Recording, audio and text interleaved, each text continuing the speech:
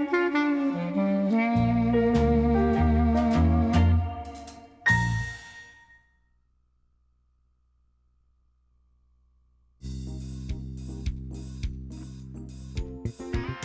Club always has a fun time whenever they're here. They have great guests, they have great insights, and today is no exception.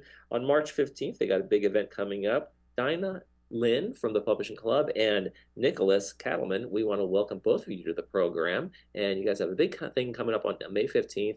And Dinah, why don't we start with you? Tell us a little bit about the Publishing Club in general and what it's all about. Well, the Publishing Club actually has a long history. I would say long. It's about 10 years. It was started 10 years ago and by Peggy Edwards. And our president now is Nancy Brown. She was the president last year and this year. And we have all sorts of members, people who are writers and want to be writers, authors, poets, and writers of every genre, a wide diversity of genres. And we try to have programs every month. We do have programs every month that are helpful to these to our members. And we're very happy with the program lineup that we've had so far this year. And we're really looking forward to Nick's program this in May. And we've got some really other wonderful programs lined up. Do you want me to go into them now or give Nick a chance to talk about? Why don't we jump into May and tell me a little bit about what was the planning behind this one? The planning behind this one is that Nick has a very good reputation with several members of our board. They raved about him because they've worked with him, and so they can speak from experience. And so it was great, enthusiastic, response on our board to have Nick come if he could. And given that he has a very busy schedule and he doesn't even live in town. The reason we're doing this by Zoom rather than in person.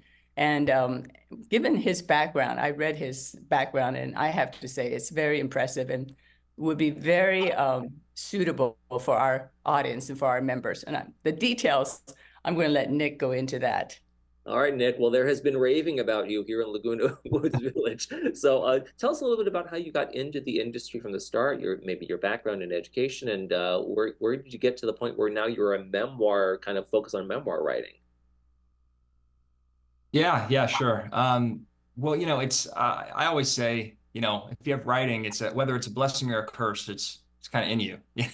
So I've always been someone who absolutely loves the written word and loves to write. It's definitely in me. I studied creative writing at the University of Washington up in Seattle. I actually specialized in poetry and had the benefit of working with some amazing, just unbelievable teachers, Richard Kenny and Heather McHugh and Linda Beard stand out. David Guterson wrote an amazing novel called Snow Falling on Cedars. He was a guest speaker who I have a relationship with. So had an amazing kind of education up there. And then when I graduated, I started working in the entertainment business and worked at a company called WME, which is a big talent agency, and met all sorts of people and screenwriters. But I just really love books. That was kind of in me. And I started ghostwriting.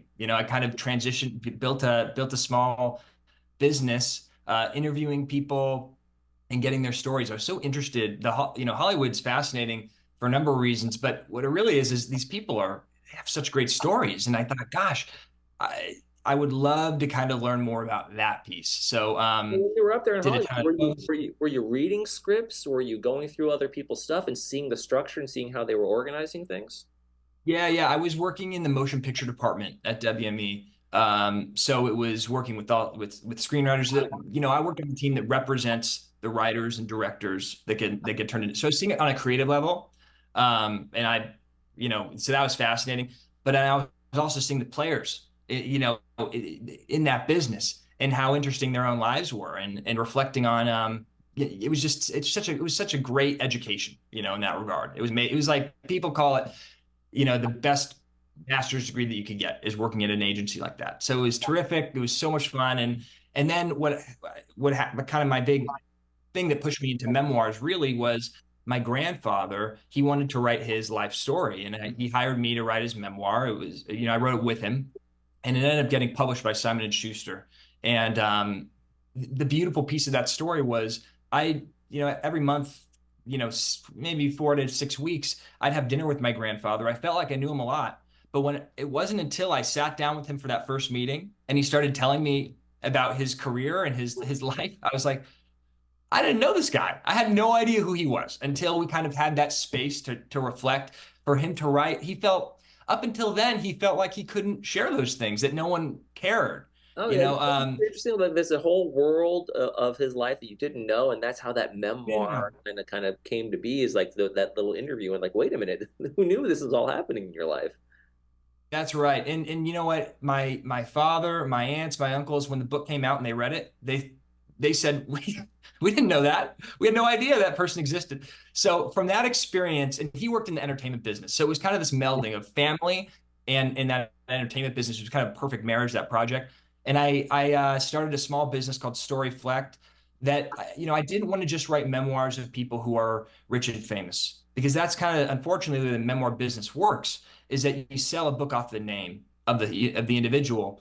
I thought, how many people are out there that have amazing stories that deserve to be told, but there's not really a place for them right now in the current makeup of that genre. So with Storyflect, I try my best to try to work on projects on an individual basis, kind of soup to nuts, whether it's a concept of a memoir, pushing it all the way to printing, whether it's someone who just needs to edit. I try to work with people to get their, turn a project, a brainchild into something that you can hold in your hands.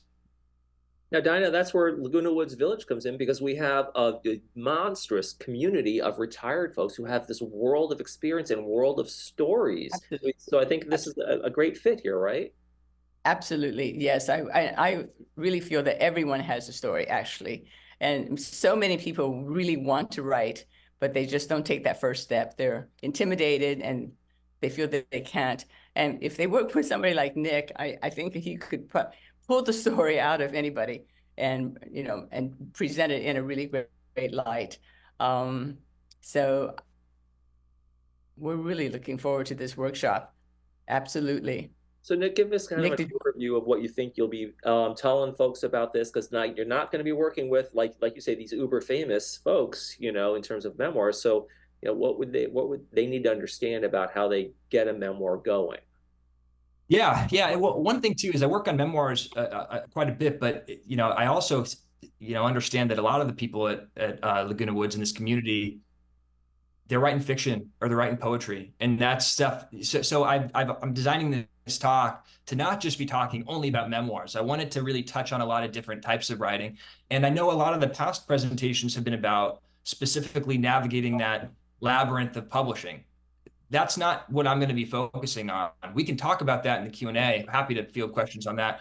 But I'm a firm believer in the fact that in order, publishing is great. You need to understand the skills, but you also have to have something that you're ready to publish. And that means, really having a handle on the craft of writing.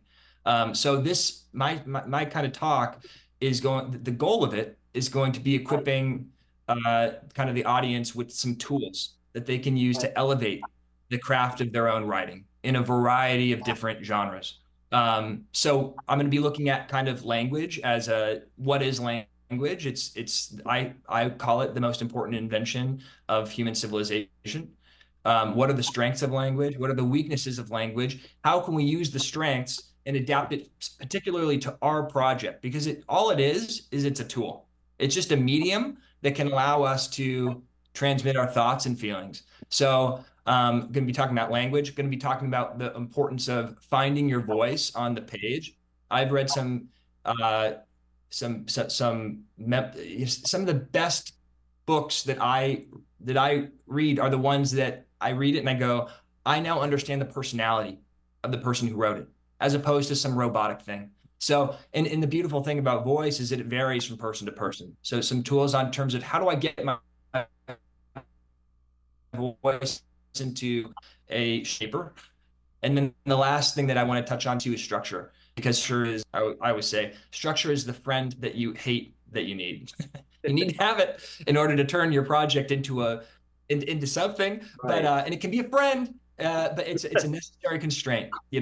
Yeah, and that I just structure want kind of the scaffolding that goes around whatever the story is going to be, right? It's not a formula, but it's here's how things need to work in storytelling.